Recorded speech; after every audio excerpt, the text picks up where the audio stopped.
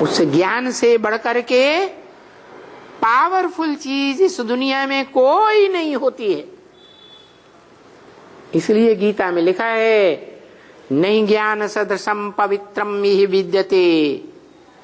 ज्ञान के समान इस संसार में कोई भी चीज पवित्र नहीं है, और दुनिया के सारे काम पवित्रता से होते हैं। अच्छे से अच्छे काम पवित्रता से होते हैं, और बुरे से बुरे कामों में भी सफलता पवित्रता की पावर जिनमें होगी उन्हीं को मिलेगी। और बड़े से बड़ी पवित्रता है ज्ञान की पवित्रता, जानकारी। तो ज्ञान सूर्य का बच्चा ज्ञान सागर, और ज्ञान सागर में ये सारी सृष्टि जलमयी में समा जाती है। जैसे कोई परिवार होता है तो परिवार के ढेर बच्चे भांति कहां से निकलते हैं? माता से तो जन्म लेते हैं। प्रत्यक्षता रूपी जन्म को माता का जन्म का, बच्चे का जन्म कहा जाता है। लेकिन वास्तव में माता में कहां से आते हैं? बाप से आते हैं। तो ये ज्ञान सागर है, चैतन्य ज्ञान सागर। कोई चैतन्य मनुष्य आत्मा है, और वो है आदम, एडम, जिसको सारी सृष्टि भूल जाती है, मनुष्य सृष्टि। वो आत्माओं का बाप आकर परिचय देता है कि इस सारी मनुष्य सृष्टि का बाप कौन है। जिस मनुष्य सृष्टि के बाप को इस सृष्टि रूपी रंगमंच पर हीरो पार्ट बजाना होता है। हीरो पार्टधारी तो है, जन्म जन्मांतर उसने हीरो पार्ट बजाया है। क्या छोटा मोटा पार्ट नहीं बजाया, परंतु गुप्त रह करके पार्ट बजाया। कोई नहीं जाना कि ये मनुष्य सृष्टि का ये अमुक व्यक्ति जो है वो दुनिया की सबसे श्रेष्ठ हस्ती है। हिस्ट्री में 20 बार देखा भी होगा।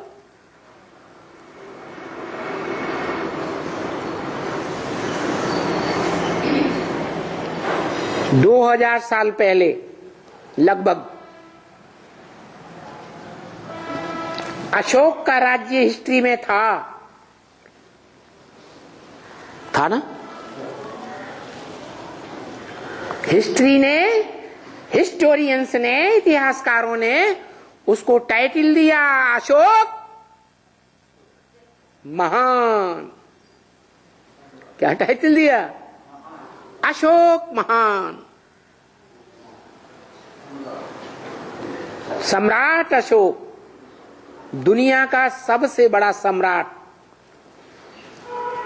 जिसको कोई नहीं हरा सका। क्या किसी ने हराया? नहीं। ये द्वापर युग की बात। अभी कलयुग में आ जाओ। हिस्ट्री में एक और टाइटलधारी हुआ जिसको महान टाइटल दिया गया दुनिया में। क्या नाम है? नहीं, अकबर महान। दुनिया वालों ने टाइटल दिया हिस्ट्री में, और दुनिया ने माना भी। सारी दुनिया में हिस्ट्री फैल गई अकबर महान, क्योंकि बड़ा सम्राट बना। इंडिया का इतना बड़ा सम्राट कि ढेर के ढेर हिंदुओं को उसने अपनाया और अपने में मिलाया।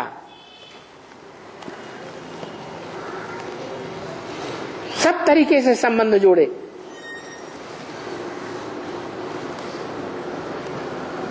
लेकिन दुनिया ने नहीं जाना कि वो अकबर महान लाखों की सेना लेकर जब चलता था आक्रमण के लिए, तो किससे मात खा करके गया इंडिया में? महाराणा प्रताप को नहीं जीत सका। लाखों की तादाद की सेना एक तरफ और हजारों की तादाद की मुट्ठी भर सेना एक तरफ, और उन सूर्यवंशियों ने मार के भगा दिया। पूरी सेना हार गई। क्यों? क्योंकि सत्य अडिग होता है। सत्य कोई भी डिगाए नहीं सकता। सत्य अटल अखंड अडोल होता है, झूठ भागता है। इसलिए कहते हैं झूठ को पांव नहीं होते।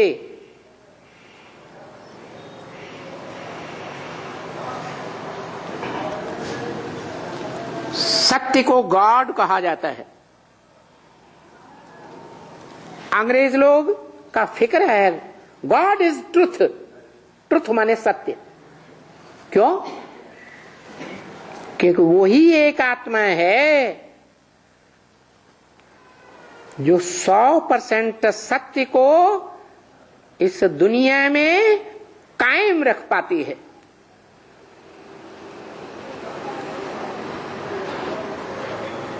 आत्मा सत्य है, इसलिए आत्मा अविनाशी है।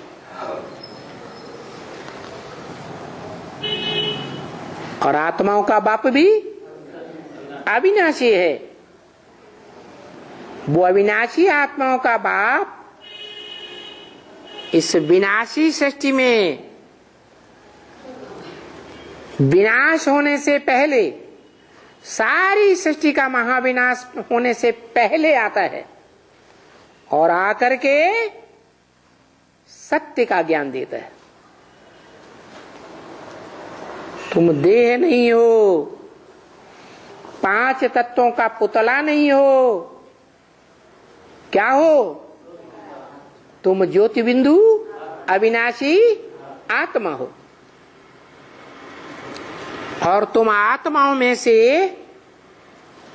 एक ही आत्मा है, अखंड अटल अडोल, जो तीनों कालों में अखंड अडोल रहती है, चलायमान नहीं होती। बाकी सब नंबरवार हैं, कुछ न कुछ चलायमान हो जाते। तीनों काल में इस सृष्टि रूपी रंगमंच पर मौजूद रहकर पार्ट बजाने वाली सिर्फ एक आत्मा है, जो अपने शरीर से भी इस सृष्टि पर मौजूद रहती है। 5 तत्वों का पुतला इस सृष्टि पर महाविनाश होने के बावजूद भी, महाकाल आने के बावजूद भी नष्ट नहीं होता। क्यों? क्योंकि वो एक ही पुतला है, साकार मनुष्य सृष्टि का साकार पुतला, साकार मूर्ति जो 5 तत्वों का सार है। पृथ्वी जल वायु अग्नि आकाश, ये 5 तत्वों का मूल भी नहीं। मूल माने जड़, जड़ का भी बीज है, सार है। उस सार का कभी नाश नहीं होता। तो बताया वो गॉड है जिसको कहते हैं त्रिमूर्ति शिव। क्या? 3 मूर्तियां साकार हैं मूर्तमान है या निराकार है? मूर्तियां है ना, मूर्ति माने साकार। तो निराकार की मूर्तियां कैसे होंगी? है? वो स्वयं निराकार, उसकी मूर्तियां कैसे होंगी? शिव के 3 बच्चे,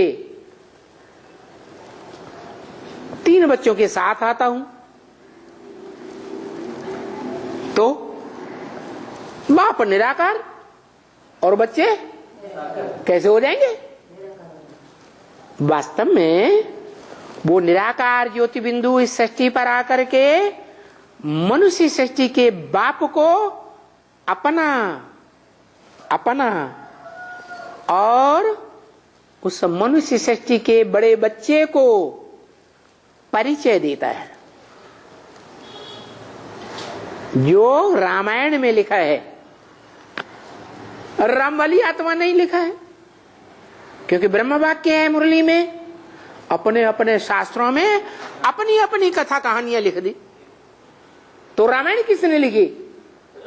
राम ने लिखी। उसने स्वयं ही बता दिया, जे ही जानो तुम जिसको जानते हो, तुम जिसको जानते हो मनुष्य सृष्टि के बीज रूप को, ते ही देव जनाई, उसको तुम जानकारी दे देते हो। क्या जानकारी दे देते हो? उस मनुष्य सृष्टि के बीज रूप बाप को जानकारी दे देते हो कि तुम मनुष्य सृष्टि के बीज रूप बाप हो, आदम हो, एडम हो, और तुमको पहचान देने वाला मैं स्वयं हूं। क्योंकि तुम इस मनुष्य सृष्टि में प्रभाव में आते रहे, संग के रंग में आते रहे, और संग के रंग में आते आते तुम्हारी आत्मा पत्थर बुद्धि जैसी बन गई। शरीर तो जड़ होता ही है, लेकिन जड़ शरीर के सुख भोगते भोगते आत्मा संग के रंग में आते आते पत्थर बुद्धि बन गई। तो वो आकर के परिचय देता है, अपना भी परिचय देता है कि तुम देह नहीं हो, तुम आत्मा हो, और तुम ज्योति बिंदु आत्मा हो, निराकार का बाप। मैं भी निराकार हूं, ज्योति बिंदु हूं। जिसको अंग्रेज लोगों ने गॉड फादर समझ लिया। मैं गॉड फादर नहीं हूं। गॉड शब्द 3 अक्षरों से बनता है, G-O-D। जी माना जनरेटर, O माने ऑपरेटर, D माने डिस्ट्रक्टर। हिंदी में कहते हैं ब्रह्मा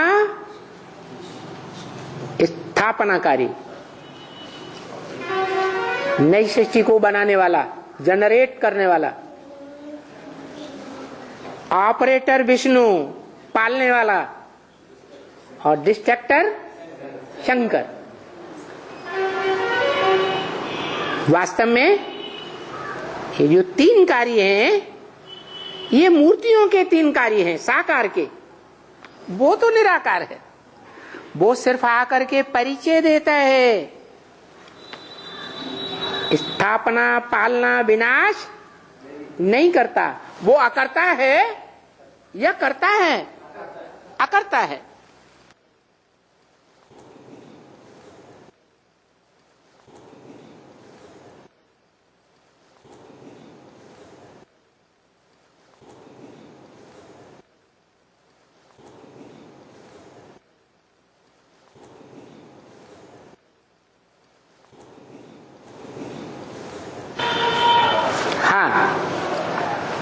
मैं अकर्ता,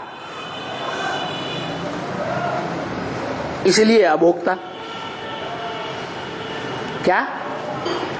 मैं कुछ करता ही नहीं, इसलिए मैं अभोक्ता हूं, भोगता ही नहीं। जिस मनुष्य तन में प्रवेश करता हूं वो है इस सृष्टि का कर्ता धर्ता, वो ही सबसे जास्ती भोगता, सुख भी सबसे जास्ती भोगता और दुख भी सबसे जास्ती भोगता।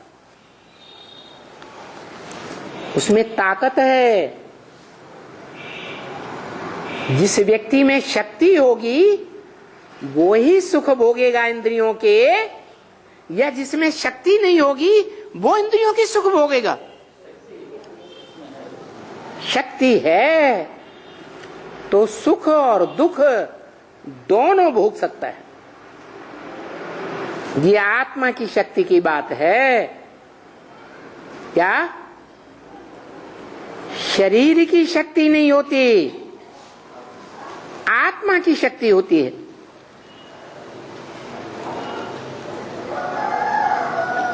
इसलिए बोला ब्रह्म वाक्य मुरली में, शरीर भल कैसा भी हो लेकिन आत्मा पावरफुल होनी चाहिए। शरीर बुढ़ा सुढ़ा रोगी दुखी परेशान कैसा भी हो, शरीर से देखने में आता है लुंजम पुंजम भज गोविंदम, लेकिन आत्मा पावरफुल है तो लुंजम पुंजम शरीर से भी दुनिया का बड़े से बड़ा कार्य कर सकता है। इसलिए उस शरीर की यादगार दुनिया के बड़े से बड़ी नाव से की है, पीपल के पत्ते की नाव नहीं। उसको नाम दिया है बड़े से बड़ा जहाज। ब्रह्म वाक्य मुरली में है चंद्रकांत वेदांत जहाज। चंद्रमा की कांति वाला। क्या? उस जहाज में कांति दिखाई पड़ती है, किसकी? ज्ञान चंद्रमा कृष्ण की आत्मा उस पर विराजमान है।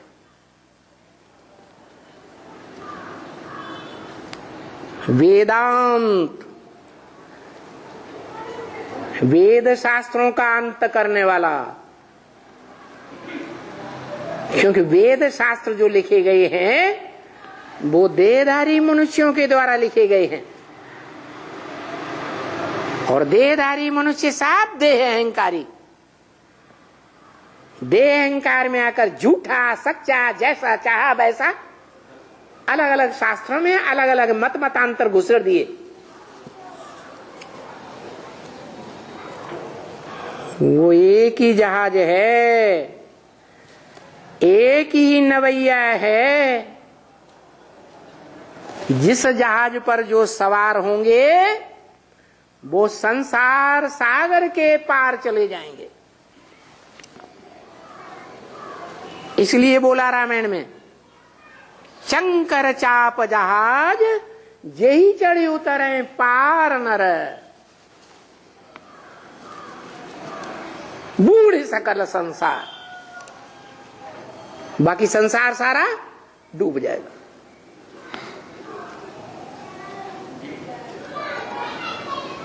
उसको जहाज भी बताया, चाप भी बताया। चाप माने धनुष। किसका धनुष? शिव का धनुष। शास्त्रों में क्या नाम दे दिया? शिव का धनुष। किसने तोड़ा? राम ने तोड़ा। अरे शरीर रूपी धनुष जो दधीचि ऋषि की हड्डियों से बना था, शिव का धनुष कहा गया।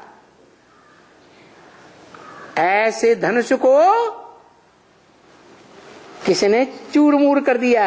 राम राम वाली आत्मा ने दधीचि की हड्डियों को भी तोड़ मोड़ दिया। दधीचि ऋषि ने क्या किया था? हड्डी हड्डी स्वाहा कर दी दान कार्य में, देवताओं के कल्याण के कार्य में हड्डी हड्डी स्वाहा कर दी। लेकिन उनको भी क्रॉस किसने कर लिया? राम ने क्रॉस कर दिया। उसी पुरुषार्थ रूपी धनुष कहो, जहाज कहो, उसको सीता ने बाएं हाथ में उठा लिया और घर की सफाई कर दी।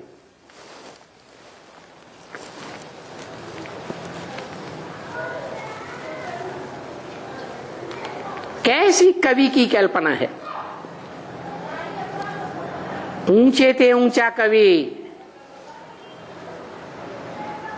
भगवान ही हो सकता है, जिसके लिए कहा जाता है कै समझे कवि कै समझे रवि। या तो कवि ही अपनी कविता की सही अर्थ को समझ सकता है, या तो ज्ञान सूर्य स्वयं इस सृष्टि पर आ जाए, वो कवि की कविता का सही अर्थ कर सकता है। बाकी बिचौलिए जो मनुष्य गुरु हैं, वो गीता की सही टीका नहीं कर सकते।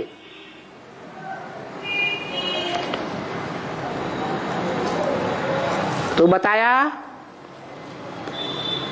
किसका परिचय देना है?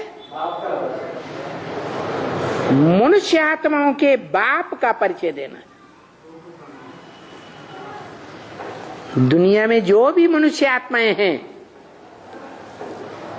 वो अपने अपने बापों धर्म पिताओं को बाप मानती हैं। क्या? भगवान को बाप नहीं मानती। वो नहीं जानती कि हमको भगवान ने पैदा किया, और वास्तव में भगवान उनको पैदा नहीं कर पाता। पैदा करना अर्थात प्रत्यक्षता रूपी जन्म देना। मां के पेट से बच्चा पैदा होता है तो प्रत्यक्ष होता है ना संसार में। पहले परिवार के लोग जानते हैं, जिस परिवार में जन्म लेता है, फिर पड़ोसी लोग जानते हैं, फिर गांव वाले जानते हैं, फिर सारे संसार में उसका परिचय मिलता जाता है। ऐसे ही इस मनुष्य सृष्टि में साकार सो निराकार भगवान है, जिसकी यादगार शिव के मंदिर में शिव बाबा दिखाई जाती है, शिवलिंग। वो शिवलिंग जिसका सात्विक रूप द्वापर के आदि में बना था, सोमनाथ मंदिर में लिंगाकार लाल पत्थर और उसमें हीरा जड़ा हुआ था। वो हीरा है इस मनुष्य सृष्टि के हीरो पार्टधारी की यादगार।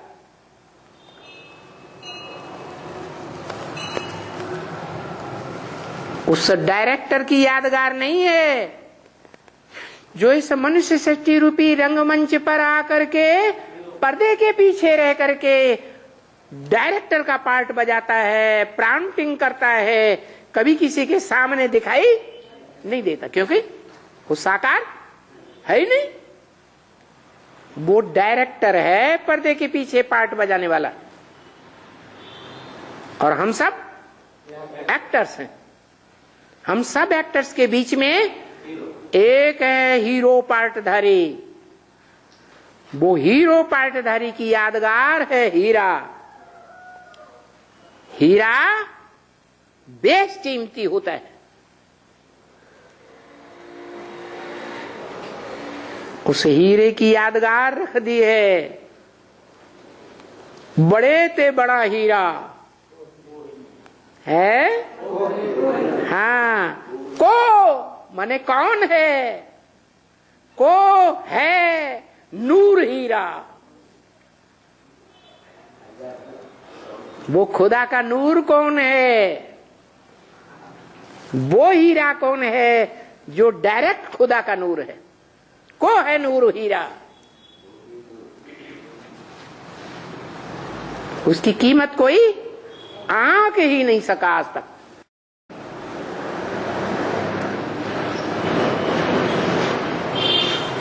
वो नूर हीरा अभी विदेशियों के कब्जे में है।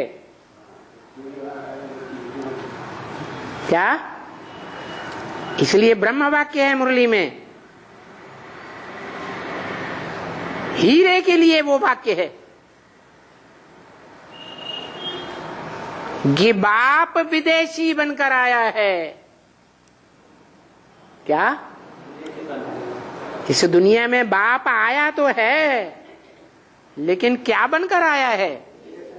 विदेशी बनकर आया है।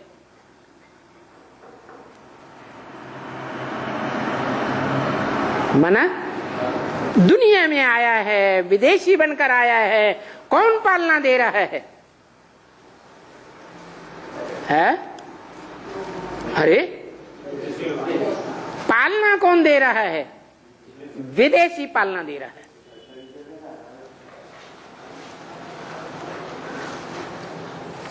उन विदेशियों की आज तक यादगार है। यादव। क्या? यादव उन्हें कहा जाता है जो ग्वाले होते हैं, दूध दूहते हैं। ये ज्ञान सागर का दूध है। ज्ञान सागर बाप है और उसकी गौएं हैं। उनसे ये ज्ञान का दूध निकलता है।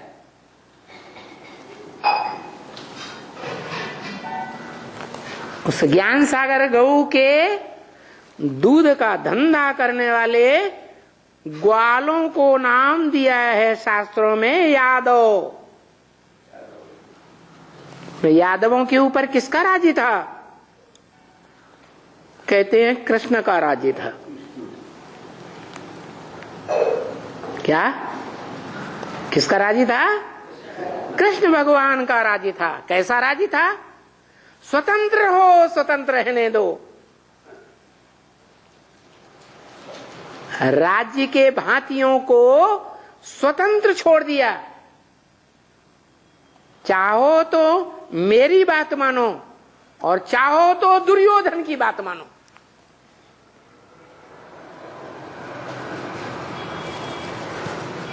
तो भगवान की सारी सेना किस तरफ चली गई है? कौरवों की तरफ चली गई। खुद स्वतंत्र बन करके रहे, खुद कौरवों का साथ नहीं दिया। किसका साथ दिया? पांडवों का साथ दिया। ये प्रैक्टिकल ज्ञान की बातें हैं।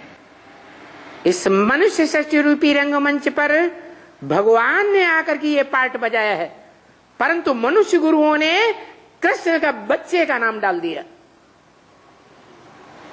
अरे बच्चा कैसे राजयोग की बातें सिखाएगा? जो गीता में बोला गुह्यात गुह्यतरम ज्ञानम, मैं गुह्य ते गुह्य राज की बातें बताता हूं। बच्चा सिखाएगा? गुह्य ज्ञान की बातें बच्चा जानता है क्या? अरे बच्चा बड़ा होगा, नौजवान होगा, तब ही तो राज की बातें जानेगा कि मनुष्य जीवन का राज क्या है, मनुष्य के जीवन में क्या सुख है। बच्चा सुख को जानता है क्या? नहीं। और ये तो राजयोग के सुख की बात है, जो राजयोग सिवाय परमपिता परमात्मा शिव के और कोई सिखा ही नहीं सकता। वो ऐसा सुख देने वाला सुखदाता है जो इंद्रियों से सुख नहीं मिलता। पंचभूतों से बने शरीर में जो इंद्रियां हैं, उन इंद्रियों से जो सुख नहीं मिलता, उस इंद्रियों के सुख से भी परे का सुख, अतीन्द्रिय सुख देने वाला बाप है। दुनिया में इससे ऊंचा कोई सुख होता ही नहीं।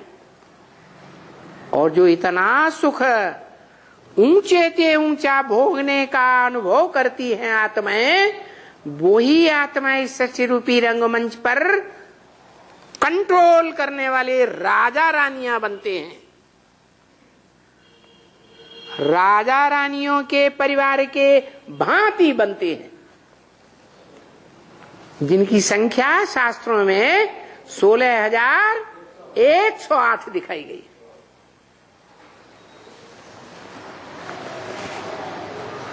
वो राजयोग सिखाने वाला प्रैक्टिकल प्रूफ कौन सा है?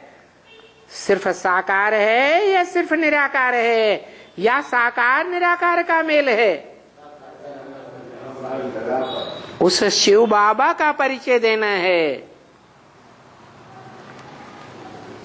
जिसे अंग्रेज लोग कहते तो हैं गॉड फादर। क्या? अरे फादर से तो वर्षा मिलता है। कोई लुंजुम पुंजुम फादर होगा, वो भी बच्चों को वर्षा देगा। फादर माने वर्षा। तो अंग्रेजों से पूछो, हेवनली गॉड फादर कहते हो, इससे ही साबित होता है कि वो हेवन बनाने वाला बाप है। हेवन साकार होता है या निराकार होता है? साकार हेवन को बनाने वाला साकार होगा या निराकार होगा? साकार हेवन को बनाने वाला साकारी बाप ही चाहिए। हाँ, ये है कि जो साकार हेवन को बनाने वाला है, वही है निमित्त। क्योंकि ये दुनिया का राज की बात है कि ये दुनिया 4 अवस्थाओं से पसार होती है। दुनिया की हर चीज 4 अवस्थाओं से पसार होती है। वो नई दुनिया बनाने वाला, सुख की, हेवन की, स्वर्ग की दुनिया बनाने वाला, वो भी 4 अवस्थाओं से पसार होता है। सतयुग में सतो प्रधान, उसकी यादगार है स्वर्णलिंग। त्रेता में सतो सामान्य, उसकी यादगार है हाँ, रजत लिंग, चांदी का लिंग। और द्वापर में ताम्रलिंग।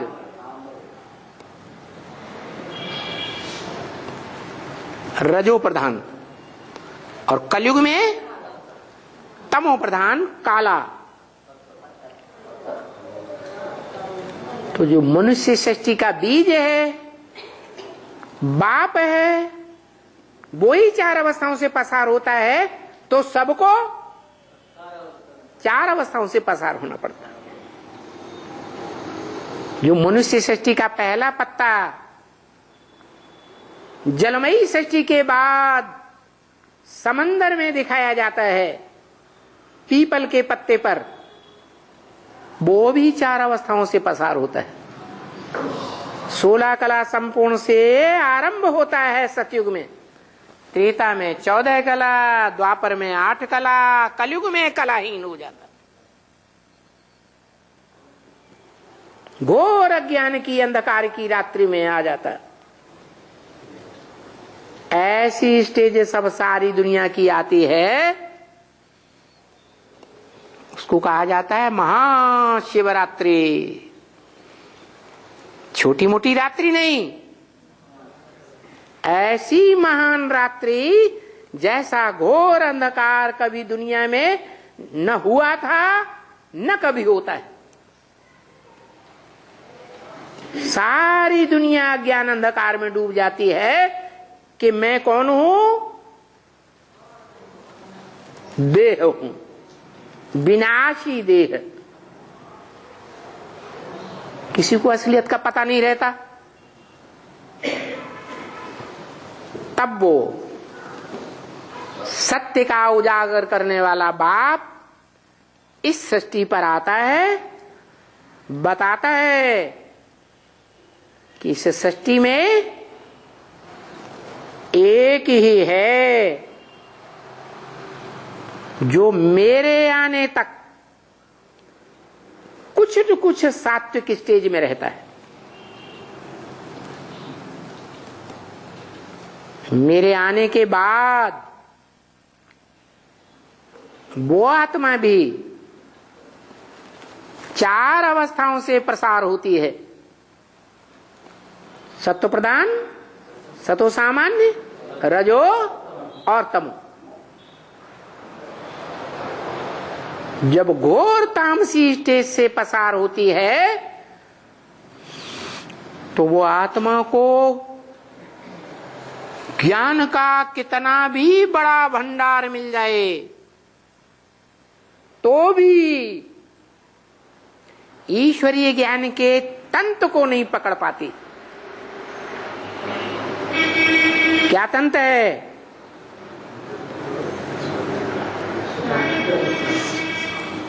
मुहावरा दे दिया, पवित्र बनो योगी बनो। क्या मुहावरा दिया? पवित्र बनो योगी बनो। 100% योगी बनना है तो क्या करो? पवित्र बनो। पवित्र माने संग के रंग में ना आओ। क्या? कोई के भी संग के रंग में आएंगे तो संग का रंग जरूर लगेगा। क्यों? क्योंकि तुम आत्मा हो, क्षरित होने वाली आत्मा हो, पतित होने वाली आत्मा हो। संग के रंग का प्रभाव तुम्हारे ऊपर जरूर पड़ता है। हाँ, कोई आत्मा के ऊपर धीरे धीरे प्रभाव पड़ेगा और कोई आत्मा के ऊपर तेजी से प्रभाव पड़ेगा। ये भी हिसाब है, कर्मों की गुह्य गति है। कोई भी कर्म तीव्र गति से किया जाएगा तो उसका फल तुरंत मिलता है। जैसे कोई हत्यारा हत्याओं के ऊपर हत्याएं, हत्याएं के ऊपर हत्याएं करता ही चला जाता, तो इसी जन्म में उसको फल मिल सकता है। तीव्र गति से जो कर्म किए जाते हैं, चाहे अच्छे कर्म हो चाहे बुरे कर्म हो, वो जल्दी से जल्दी फल देते हैं, फलदायी हो जाते हैं।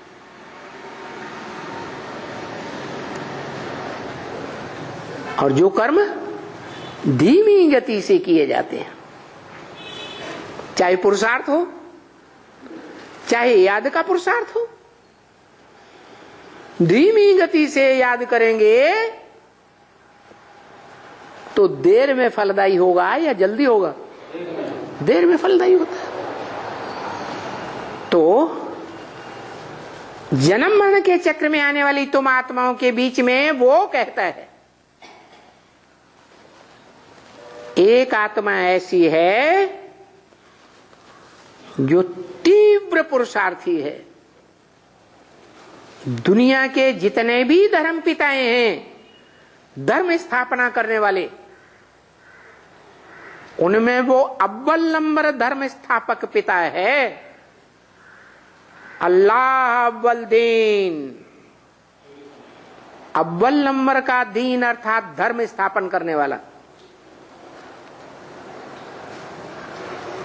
अव्वल नंबर का धर्म है स्वधर्म। स्व माने आत्मा। कौन सा धर्म? आत्मा के धर्म में स्थिर रहना चाहिए। कुछ भी करो, आत्मा के धर्म में स्थिर रहो। माने आत्मा की स्मृति की धारणा करो। स्वधर्मे निधनम से परधर्मो भयावह। अपनी आत्मा के धर्म में स्थिर रहने वाला श्रेष्ठ ते श्रेष्ठ है, श्रेष्ठ जीवन जिएगा।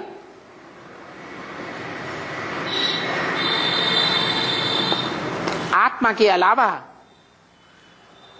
किसी और की स्मृति करेगा तो भ्रष्ट बनेगा। क्या इस शरीर में क्या श्रेष्ठ है? आत्मा ही श्रेष्ठ है। ऐसे श्रेष्ठ इंद्रियां भी हैं, ज्ञान इंद्रियां, कर्म इंद्रियां भ्रष्ट इंद्रियां कही जाती हैं। लेकिन ज्ञानेंद्रियों में भी सबसे श्रेष्ठ इंद्रिय आंख, उसका भी संग करेंगे तो भी नीचे गिरेंगे, धीमी गति से गिरेंगे, गिरेंगे जरूर।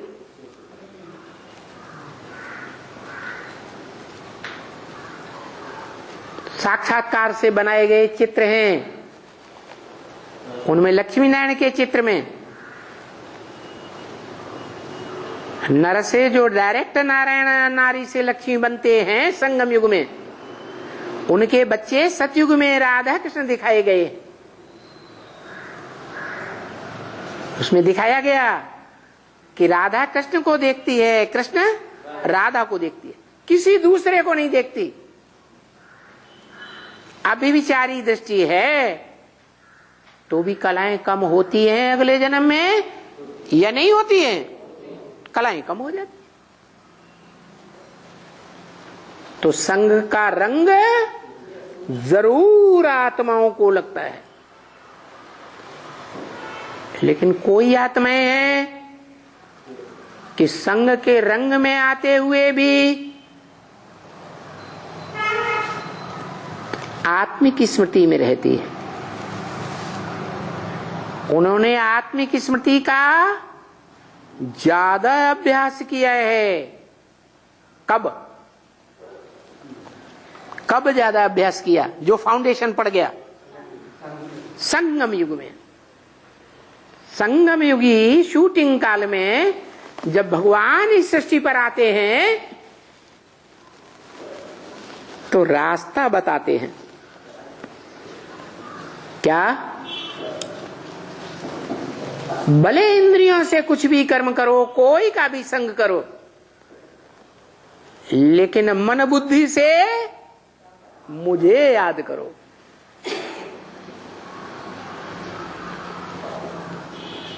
मुझे का मतलब ये नहीं है मैं ऊपर ही बैठा रहता हूं। मुझे याद करो का मतलब है कि मैं इस सृष्टि पर जब आता हूं तो जिस ऊंच ते ऊंच पार्टधारी हीरो पार्टधारी में पार्ट बजाता हूं, उस साकार में निराकार मुझ ऊंच ते ऊंच पार्टधारी को याद करो।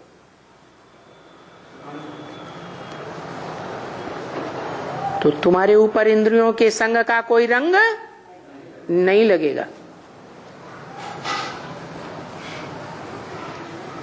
इसलिए गीता में बोला स्वल्पम अप्यस्य धर्मस्य त्रायते महतो भयात्। स्वल्पम, स्वल्प माने इस आत्मिक धर्म का थोड़ा भी अनुसरण किया, थोड़ा भी अभ्यास करेंगे कर्म इंद्रियों से कर्म करते समय तो महान भय से पार हो जाएंगे। त्रायते महतो भयात्, बड़े ते बड़े भय से त्रास हो जाएंगे। क्या धर्म? स्वधर्म, आत्मा की स्मृति का धर्म।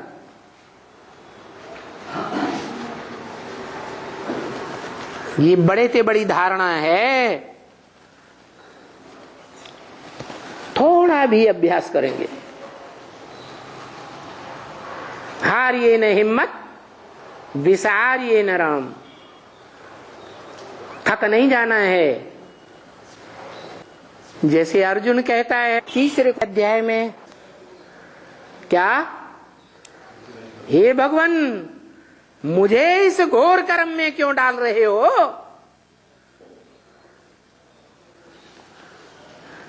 तो भगवान कहते हैं कठिन को सहज बनाने वाला कौन है? भगवान। जो कठिन को सहज बनाने वाला रास्ता बताता है, उस भगवान के बताए हुए रास्ते को याद करो। उसका नाम है सहज राजयोग। कैसा राजयोग? सहज राजयोग। सहज का मतलब है देहधारी मनुष्य गुरुओं ने सहज को कठिन कर दिया। कैसे कठिन कर दिया? उन्होंने बता दिया भगवान निराकार है, भगवान साकार नहीं हो सकता। मनुष्य साकार होते हैं और मनुष्य कभी भगवान नहीं हो। वो ये जानते ही नहीं कि जिसे मनुष्य कहा जाता है वो मनु की औलाद को कहा जाता है। ब्रह्मा की औलाद जैसे ब्राह्मण, शिव की औलाद जैसे शैव, विष्णु की औलाद जैसे वैष्णव। बढ़ जाती है ना मात्राएं, ऐसे ही मनु की औलाद मानव या मनुष्य, क्या बढ़ गया अक्षर। तो बताया कि जो मनुष्य है उसे कहा जाता है जो मन का उपयोग करता है। क्या समझे? मनुष्य माने मन का उपयोग करे तो मनुष्य, मन का उपयोग नहीं करता तो जानवर। हो सकता है उससे भी ज्यादा बदतर हो जाए।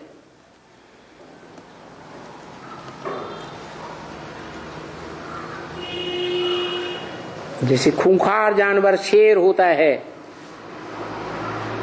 उसके सामने कोई प्राणी, कोई जानवर आ जाता है तो कैसे खूंखार होकर के चीड़ फाड़ डालता है। छोड़ता है? सोचता है? विचार करता है? नहीं। तो मन का उपयोग नहीं करता तो जानवर, मन का उपयोग करता है तो मनुष्य। इसीलिए रास्ता बताया और दुनिया ने भी कहा कि मनुष्य को भगवान नहीं कहा जा सकता। लेकिन मनुष्य अगर मन का उपयोग करना बंद कर दे, मन के ऊपर टोटल कंट्रोल कर ले, मन को विचलित न होने दे, मन को चंचल न होने दे, मन रूपी घोड़े को बुद्धि की पूरी लगाम से नियंत्रित कर ले, तो मन कंट्रोल में होएगा या नहीं होगा? मन कंट्रोल में हो जाएगा तो इंद्रियां कुछ भी नहीं कर पाएंगी। इंद्रियां अपने सुख और दुख का अनुभव भी नहीं कर सकेंगे। जैसे मिसाल दिया,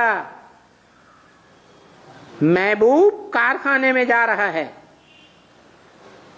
अपनी महबूबा को रास्ते भर याद करता गया।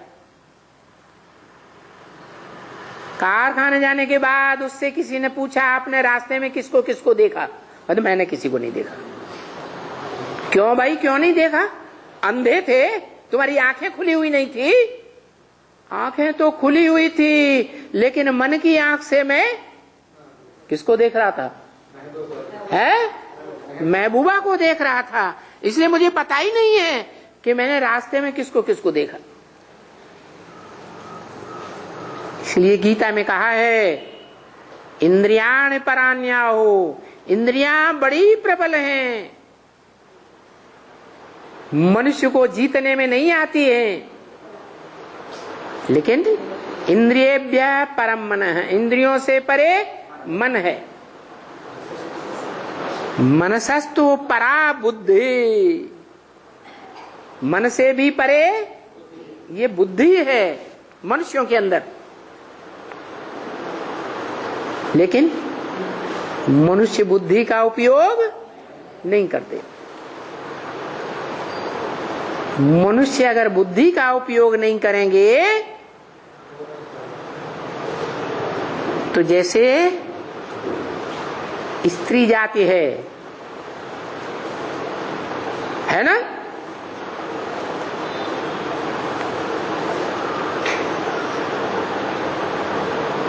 पुरुष के मुकाबले स्त्री बुद्धि का उपयोग करती है नहीं करती। पुरुष बुद्धि का उपयोग ज्यादा करता है, क्योंकि दुनिया में जितने भी पार्ट बजाने वाले पुरुष रूपी आत्माएं हैं उनमें परम पुरुष वो है। किस आधार पर? वो सिर्फ बुद्धि है, मन का नाम निशान नहीं, इसलिए सदा मन रहता है। क्या? कभी बेचैन नहीं रहता, और वो इसीलिए इस मनुष्य सृष्टि पर आता है ये बताने के लिए, हे मनुष्यों तुम अपने मन को कंट्रोल करो। क्या करो? मन को कंट्रोल करो, मन को लगाम दो, घोड़े को बुद्धि की लगाम दो। हर मनुष्य में अपने अपने प्रकार की बुद्धि है, बुद्धि का प्रयोग करो। लेकिन भारतवासी ऐसा नहीं करते। जो जो धर्म पिताएं इस सृष्टि पर आए, भारतवासियों ने क्या किया है? उन धर्म पिताओं के बहकावे में आ गए। सत्य वचन महाराज, जो जिसने सुनाया, सुनी सुनाई बातों पर विश्वास कर लिया। भारतवासियों ने सुनी सुनाई बातों से दुर्गति को पाया है। ये ब्रह्म वाक्य है मुरली का, इसलिए भारतवासी दूसरे धर्मों में कन्वर्ट होती रहे हिस्ट्री में। दूसरे धर्म के लोग कभी भी कन्वर्ट नहीं होते। क्यों कन्वर्ट होते रहे? क्योंकि मातृ देश है। वो परम पुरुष जो परम पिता कहा जाता है, वो इस सृष्टि पर आता है, जिसको कैप्चर करता है। जैसे पुरुष होते हैं ना, तो कोई कन्या माता को कैप्चर करते हैं, नहीं करते? कैप्चर करते हैं, और वो माता अधीन हो जाती है, कन्या अधीन हो जाती है। बुद्धि नहीं चलती। ऐसे ही वो परम पुरुष परम पिता इस सृष्टि पर आता है। जिस मनुष्य तन में प्रवेश करता है बल पुरुष है, तो भी अपना काम निकालने के लिए, नई सृष्टि रूपी परिवार बनाने के लिए उसको नाम देता है ब्रह्मा। तुम अम्मा का काम पहले करो। क्या? हाँ, मां बन करके कार्य करो। और मां में ये कमजोरी होती है। क्या क्या कमजोरी? बुद्धि का उपयोग नहीं करती, बुद्धिहीन हो जाती है। इसलिए वो आता है तो शरीर को कैप्चर करता है, अर्जुन के रथ को कैप्चर करता है, अर्जुन की आत्मा को स्वतंत्र छोड़ देता। तुम मेरी बात मानना चाहो तो मानो, न मानना चाहो तो न मानो। उसका नारा है स्वतंत्र हो, स्वतंत्र रहने दो। तो रथ के लिए बोला है गीता में, इदं शरीरम कौन्तेय क्षेत्रम मित्यभिधीयते। ये क्षेत्र है, धर्म क्षेत्र, युद्ध क्षेत्र, धर्म का क्षेत्र है, धारणाओं का क्षेत्र है ये शरीर। इस शरीर को मैं माता का टाइटल देता हूं। नई सृष्टि की स्थापना करने के लिए माता का नाम देता हूं। काम करना है मुझे। तो आज भी मंदिरों में जाते हैं तो हाथ जोड़ कर क्या कहते हैं? त्वमेव माता, पिता बाद में। परंपरा कहां से शुरू हुई है? सृष्टि के आदि से ही परंपरा शुरू हुई। वो माता जो है उस परमपति परमेश्वर की आज्ञा में बंध जाती है।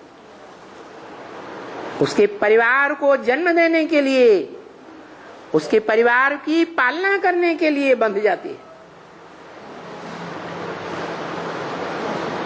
ये कमजोरी है भारत माताओं की खास।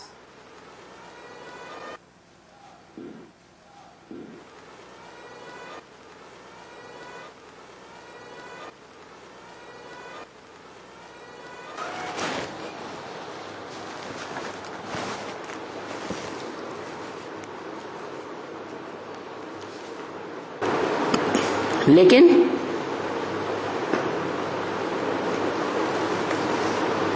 उसकी मजबूरी है, उसकी कमजोरी है। पुरुष की मजबूरी कमजोरी है। क्या? पुरुष अपने पुरुषत्व की शक्ति को जीवन भर सुरक्षित करके अपने पास नहीं रख सकता। उसे भी तलक हो जाती है परम पुरुष को जब वो त्रिकालदर्शी बनता है। कब बनता है? जब तीनों कालों को क्रॉस करने वाला कोई आगे बढ़ता है। कौन? कोई है जो तीनों कालों को क्रॉस कर जाता है? तीनों कालों को क्रॉस कर जाता है, मृत्यु को नहीं पाता, उसका शरीर खत्म ही नहीं होता। कौन? भारतीय परंपरा में शास्त्रों में गाया हुआ शंकर। शंकर का जन्म होते किसी ने नहीं देखा, मृत्यु होते किसी ने नहीं देखा, क्योंकि वास्तव में न मरता है न जन्म लेता है। किसी साकार मनुष्य तन से जन्म नहीं लेता। उसका कोई साकार माता पिता नहीं है। तो वो त्रिकालदर्शी जब तीनों कालों को क्रॉस करता है तब उसे पता लगता है जो जन्म मरण के चक्र से निकाला है। जैसे ही पता लगता है वो परिपक्व त्रिकालदर्शी बन जाता। क्या? सत्व परिपक्व स्टेज में आ जाता और उस समय वो रह नहीं सकता। जैसे कोई किशोर अवस्था वाला नौजवान बनता है तो अपने को रोक नहीं पाता। वो इस सृष्टि पर आने के लिए मजबूर है, आता है और माता को टाइटल देता है। माता नई सृष्टि बनाने के लिए